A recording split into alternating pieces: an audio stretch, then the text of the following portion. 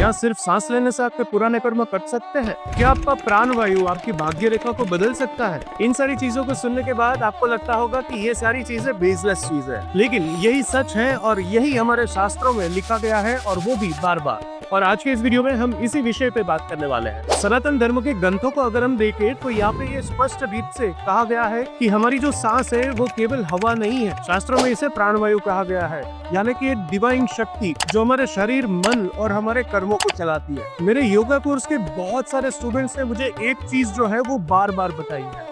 वो कहता है कि सर, सिर्फ और सिर्फ नाड़ी शोधन और मंत्र के अटैचमेंट से हमने सिर्फ डे टू डे लाइफ में 15-20 मिनट के एक छोटी सी प्रैक्टिस को ऐड किया, और सिर्फ 3 से 6 महीने के अंदर अंदर हमारी सारी एंजाइटी, सारे ब्लॉकेजेस, बहुत सारे नेगेटिव थॉट्स जैसी बहुत सारी ऐसी चीजें हैं जो अब हमें परेशान नहीं करती है। सिर्फ 15-20 मिनट का प्राणायाम और मंत्र चांटिंग की प्रैक्टिस, और इतना ही नहीं, उनकी लाइफ के कंफ्यूजन्स जो थे वो कम होने लगे, और डे टू डे लाइफ में जो डिसीजन मेकिंग पावर है वो बढ़ती गई। बहुत ही क्विक डिसीजन ले सकते हैं, सही से ले सकते हैं और एक्यूरेटली ले सकते हैं। और मेरे एक स्टूडेंट ने तो मुझे ये तक बता दिया कि सर, मुझे पता ही नहीं चल रहा था कि मैं क्या गलत कर रहा हूँ, लेकिन जैसे मैंने अपने ब्रेथ पे कंट्रोल करना शुरू किया, तब से मेरी जिंदगी का रास्ता जो है वो बहुत स्मूथ हो गया। डे टू डे लाइफ की बहुत सारी एक्टिविटीज हैं वो बहुत स्मूथली कंप्लीट कर सकता हूँ, बहुत ही एक्यूरेटली और प्रिसाइजली सारी चीजों में मैं अपना फोकस लगा सकता हूँ। हठ योगा प्रदीपिका में स्पष्ट लिखा गया है कि चले वाटे चले चित्तम,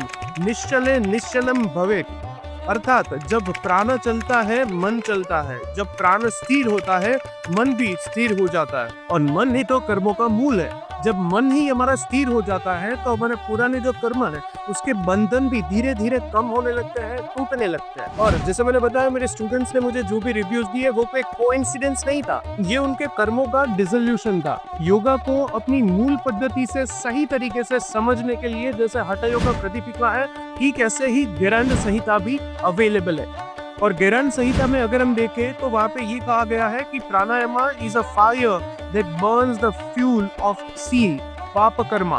अब आप सोचिए कि सांस ही एक यज्ञ बन जाता है, और ऐसा यज्ञ जो कर्मों को भी भस्म कर देता है। भगवत गीता के अध्याय 4 में भगवान श्री कृष्ण ये कहते हैं, अपाने जुवति प्राणम प्राणे पानम तथा परे प्राणापान गतिरुद्वा प्राणायाम परायणा अपरे नियताहारः प्राणान् प्राणेषु जुह्यति सर्वेप्येते यज्ञविदो यज्ञक्षपित कल्मषाः।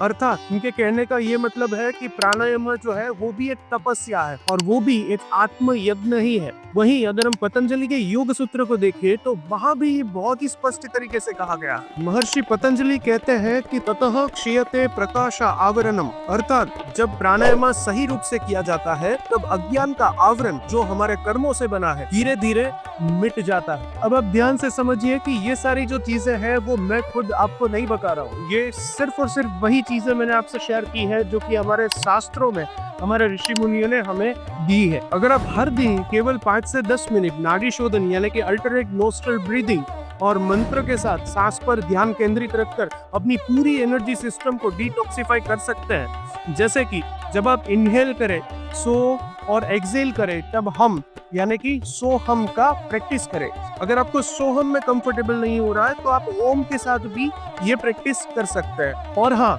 इस प्रैक्टिस के लिए कोई कॉम्प्लेक्स योगा पोजेस करने की जरूरत नहीं है। वैसे अगर योगा पोजेस यानी कि आसन की बात करें तो आसन का अल्टीमेट गोल ही हम सही तरीके से ध्यान में जा पाए, वो उसका एक्चुअल गोल है। आसन करने के बाद प्राणायाम करते हैं तो वो बेस्ट रहेगा। अगर आप आसन नहीं कर पाते तो सिर्फ प्राणायाम की प्रैक्टिस करें, वो भी आपके लिए बेस्ट हो सकता है। मैं अपने हर योगा कोर्सेज में अपना फोकस जो है वो योगा बियॉन्ड आसनास भी रखता हूँ, क्योंकि सिर्फ आसन एक योगा का छोटा सा पार्ट है, लेकिन योगा अपने आप में बहुत बड़ा समंदर है जिसके अंदर हमें सही तरीके से अगर ज्ञान मिले तो बहुत अच्छा बेनिफिट दे सकता है। क्योंकि योगा सिर्फ शरीर से नहीं, योगा हमारे चित्त मन, बुद्धि और कर्म से भी होता है। अगर अभी आप ये वीडियो देख रहे हैं तो हो सकता है कि ये वीडियो आपके लिए एक संकेत हो कि आप भी अभी रेडी है अपने बॉडी, माइंड और सोल के क्लींजिंग के लिए।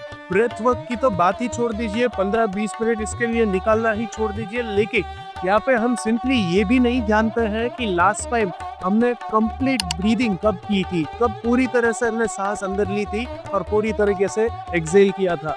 यही हमारे लाइफ का रूटीन में ही पार्ट नहीं रहा है और इसी वजह से सिर्फ और सिर्फ ये 10-15 मिनट की एक प्रैक्टिस आपको बहुत सारे बेनिफिट्स दे सकती है। बात बस इतनी है कि आपको अपने लिए सिर्फ 10 से 15 मिनट निकालने हैं और कुछ नहीं करना है। धीरे धीरे चीजें अपने आप आपके सामने अनफोल्ड होती हुई आ जाएगी। अगर आपने इस वीडियो में कुछ जाना है तो सिर्फ कमेंट सेक्शन में मुझे इतना बता दीजिए कि आपने कभी अपनी सांसों पे कभी ध्यान दिया है। इस चैनल में हम वैदिक एस्ट्रोलॉजी, न्यूमरोलॉजी और योगा जैसे बहुत ही महत्वपूर्ण विषयों पे बात करते हैं। अगर आप भी इन विषयों में ज्यादा नॉलेज लेने में, ज्यादा विजडम गेन करने में इंटरेस्टेड हो तो आज इस चैनल को सब्सक्राइब करके जाइएगा। तो मिलते हैं अगले वीडियो में, तब तक के लिए जय श्री हरि फ्रॉम जय ओम दवे, एक साधक, एक सेवक और आपका आध्यात्मिक गाइड।